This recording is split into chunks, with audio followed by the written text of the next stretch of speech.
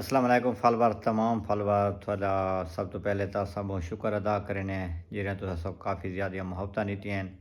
तो एक थोड़ी जितनी थोड़ी हेल्प की ज़रूरत है थोड़ी मुहब्बत की ज़रूरत है साको फेसबुक के थ्रू एक चैलेंज मिले जिस दे विच असां 3 लाख व्यूज़ पूरा करना है सिर्फ और सिर्फ 28 दिनों के पूरा करना है तो साकू फेसबुक वाला चैलेंज जीता है। अगर कोई बिरा दोस्त जेरे नवे पेज बढ़ाई देन बिल्कुल परेशान नहीं थी होना क्योंकि मैं थोको पहले चैलेंज ये कंप्लीट नहीं किया मैं क्या वीडियो बढ़ा सा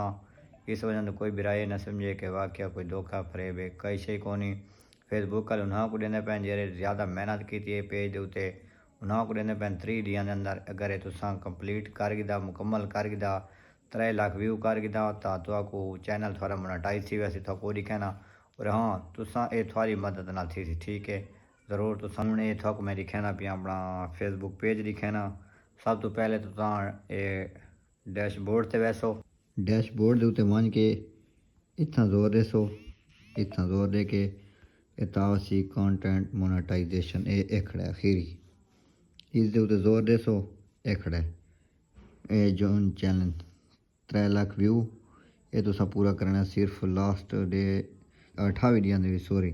तुसा कंप्लीट कर गिदा तो थको फेसबुक पेज इंशाल्लाह थोड़ा मोनेटाइज सी वैसे ये वीडियो को ज़्यादा से ज़्यादा आगे शेयर कराए ये मैं करें नहीं पिया